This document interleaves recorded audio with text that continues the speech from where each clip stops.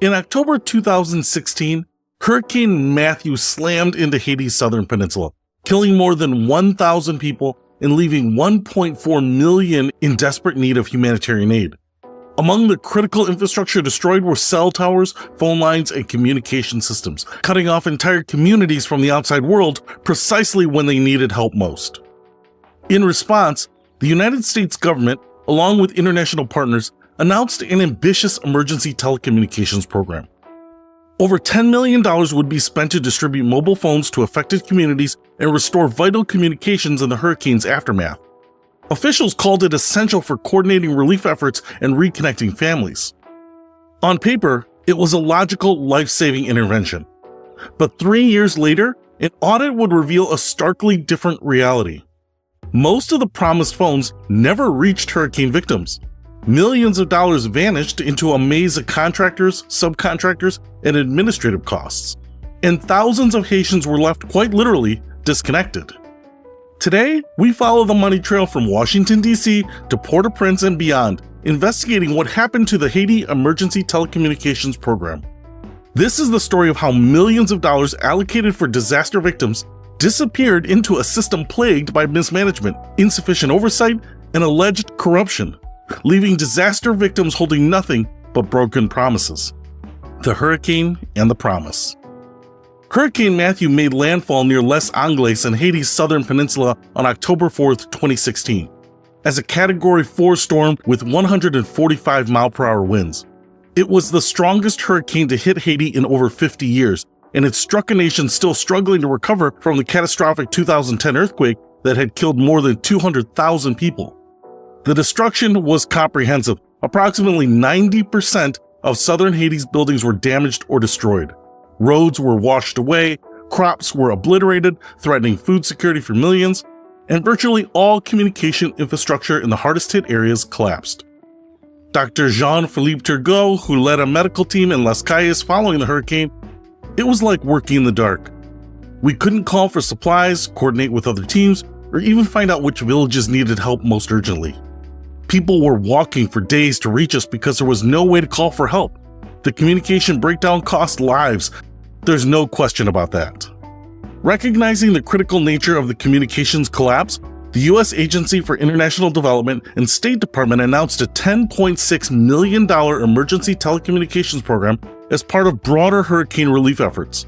The program had two main components: infrastructure support to repair damaged cell towers and networks, and direct distribution of approximately 50,000 mobile phones to affected families. USAID Administrator at the time, Gail Smith, restoring communications is not a luxury, it's a lifeline. These phones will allow families to reconnect, report emergency needs, access financial assistance, and participate in recovery efforts.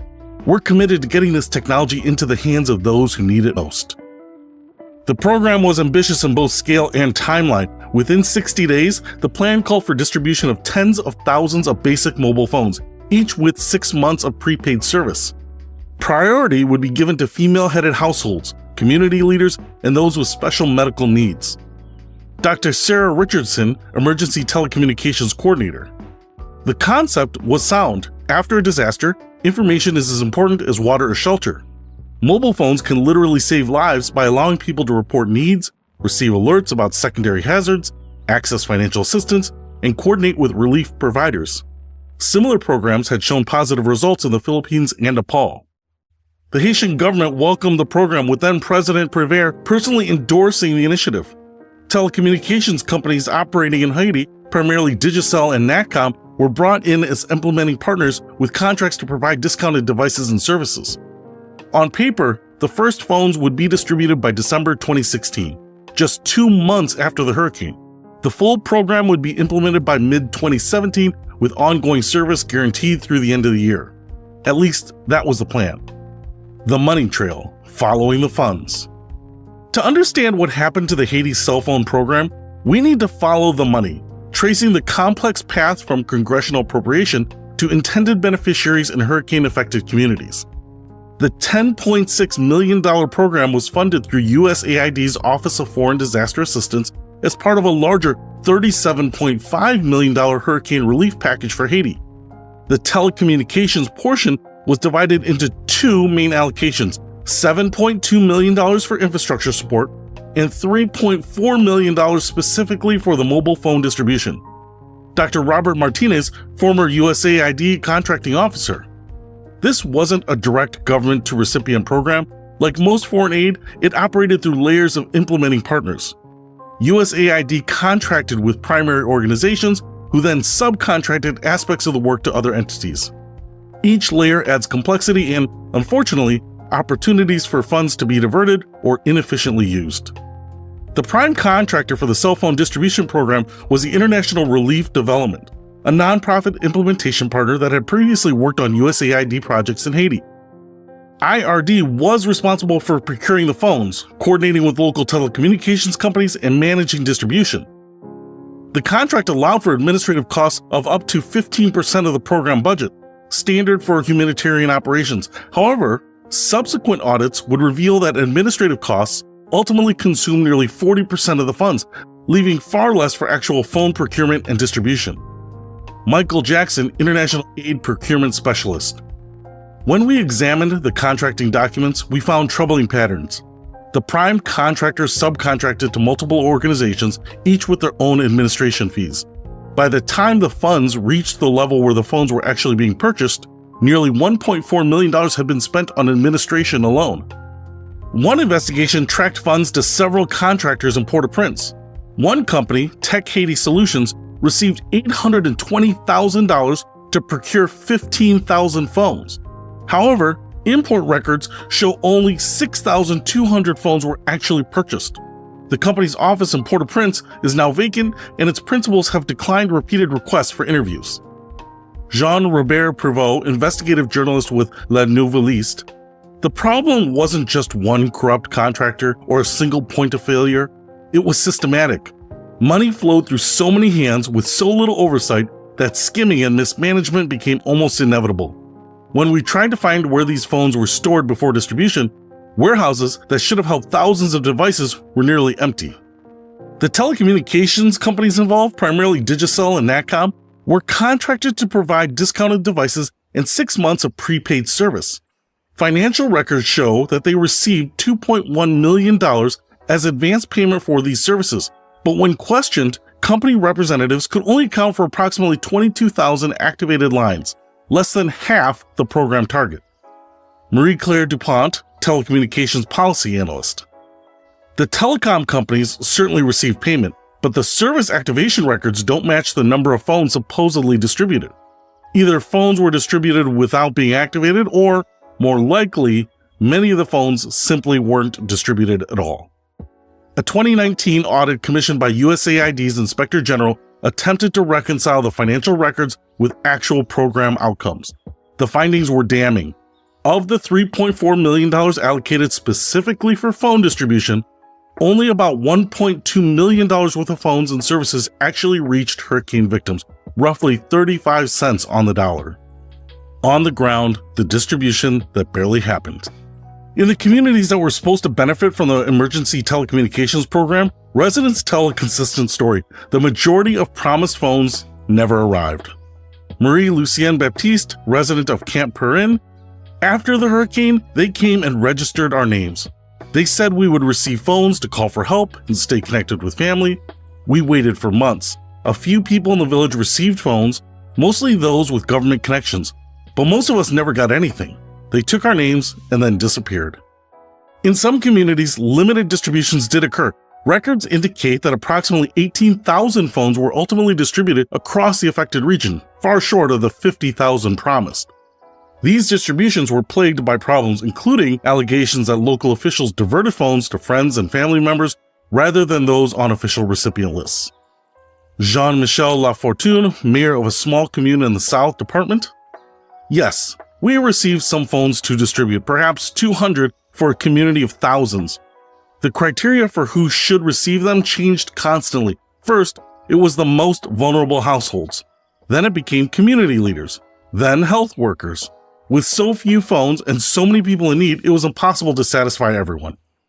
Investigations obtained distribution records from 3 major communities in the hurricane zone: Cross-referencing these records with interviews revealed troubling patterns: names of deceased individuals appearing as recipients, duplicate entries to inflate distribution numbers, and significant discrepancies between signed delivery receipts and actual phones delivered.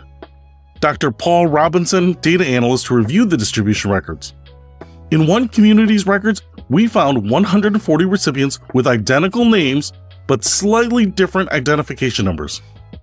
In another, nearly 30% of listed recipients could not be located for verification.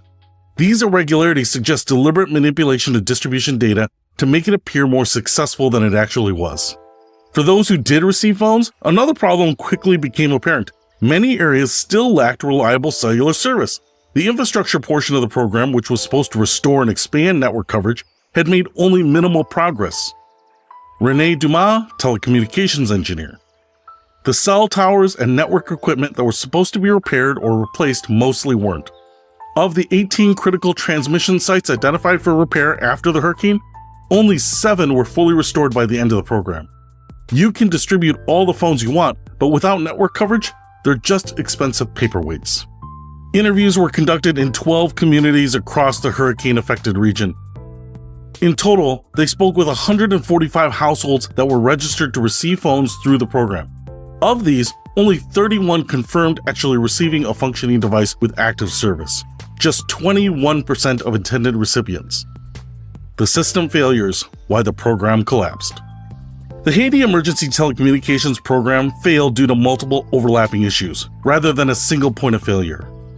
Investigations identified several critical weaknesses that allowed millions of dollars to be squandered. First was inadequate oversight.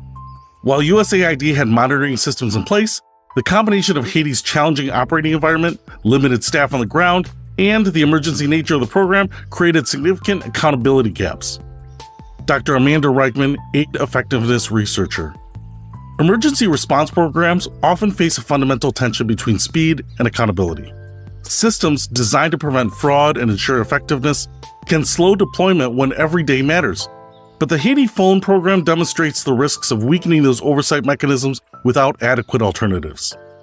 Second was excessive administrative layering. The program's funds passed through at least 4 organizational layers before reaching implementation level. Each layer added costs, delays, and opportunities for funds to be diverted. Jonathan Sullivan, former government efficiency advisor. The administrative structure was almost designed to fail. When money changes hands multiple times before reaching beneficiaries, accountability becomes diffused. No single entity felt ultimately responsible for ensuring phones actually reached hurricane victims, as long as they fulfilled their narrow contractual obligations. Third was Haiti's challenging operational environment. Even well-designed programs face significant hurdles in Haiti, from logistical challenges to governance issues. The areas affected by Hurricane Matthew were among the country's most remote and difficult to access. Dr. Marie-José Laurent, Haiti Development Specialist. Haiti presents unique implementation challenges. Poor infrastructure makes distribution costly and time-consuming. Limited government capacity complicates coordination, and a history of unfulfilled aid promises has created community skepticism that can hinder program acceptance. That said, these challenges were known in advance and should have been better accounted for in program design. Finally, and perhaps most fundamentally, the program reflected systemic issues in how foreign assistance is delivered in Haiti. After the 2010 earthquake, billions in aid produced disappointingly limited results, leading to widespread criticism of the international aid system. George Michel, former Haitian cabinet minister, the cell phone program fits a troubling pattern we've seen repeatedly. Projects are designed with minimal Haitian input, implemented through international contractors with limited local knowledge, and evaluated based on funds dispersed rather than actual impact.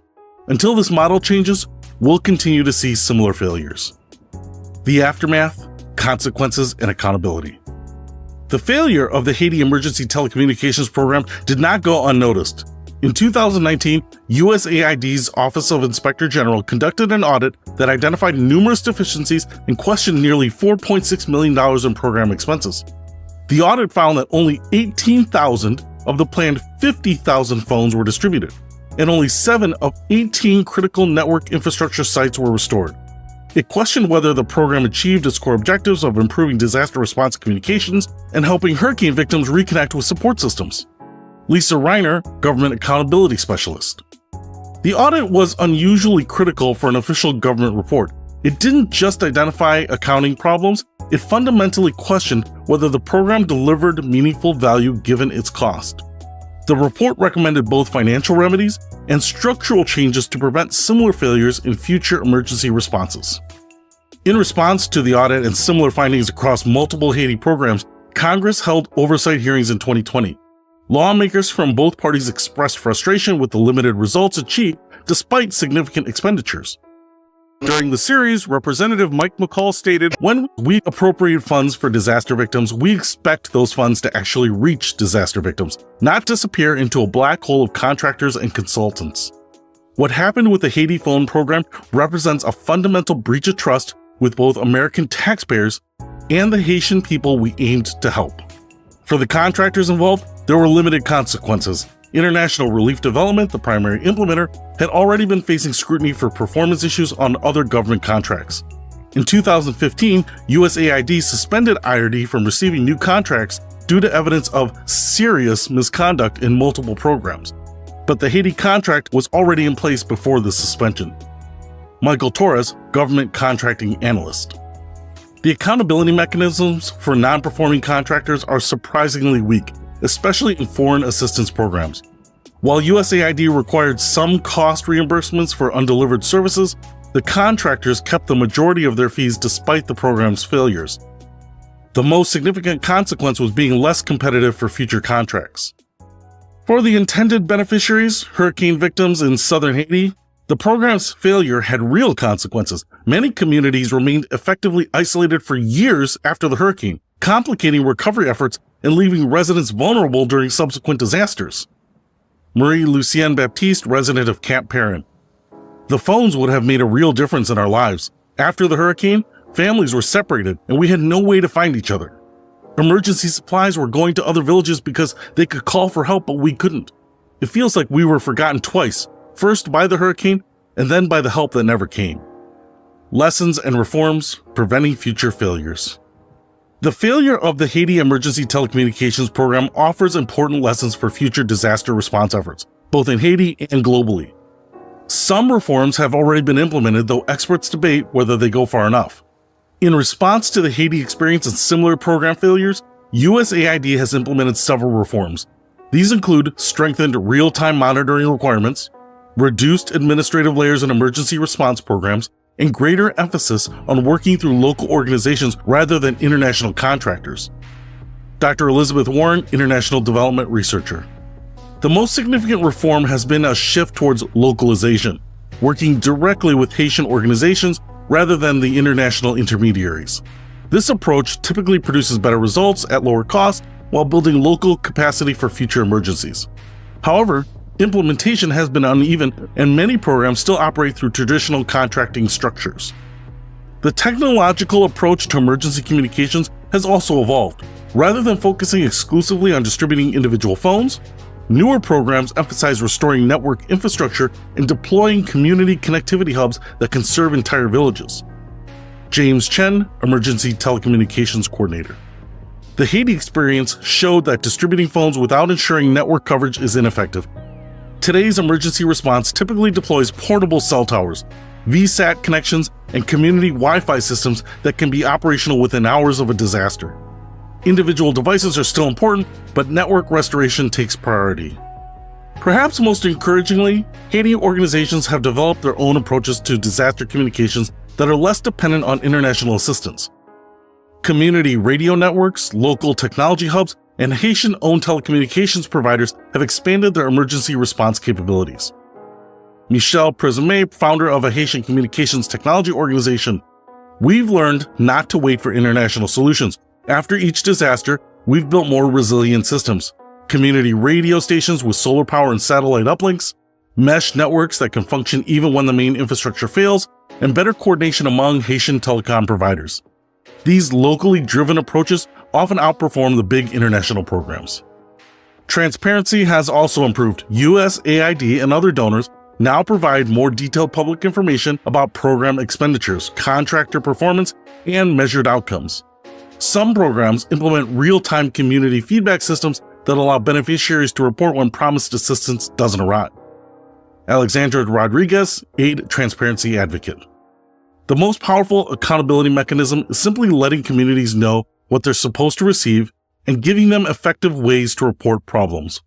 When hurricane victims know they're supposed to get phones and can easily report when they don't, it becomes much harder for resources to be diverted without consequences. The unconnected. 7 years after Hurricane Matthew devastated southern Haiti, the promised emergency telecommunications program is largely forgotten, except by those who needed it most.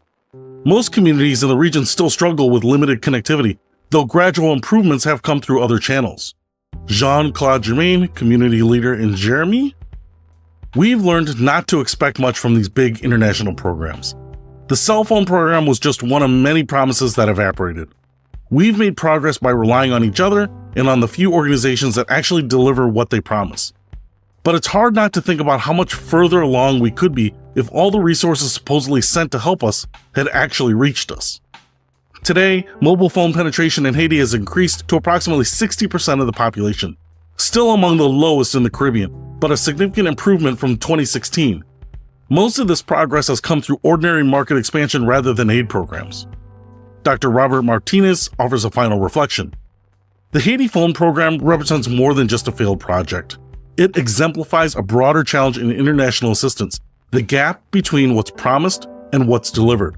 When aid programs consistently undeliver, they don't just waste resources, they erode trust and undermine future efforts. The real cost isn't measured in dollars, but in missed opportunities to genuinely help people in desperate situations. The story of the Haiti Emergency Telecommunications Program offers a sobering reminder that good intentions and announced funding do not automatically translate into real-world impact. In the gap between Washington press conferences and Haitian villages, millions of dollars disappeared, leaving disaster victims quite literally disconnected from the help they were promised.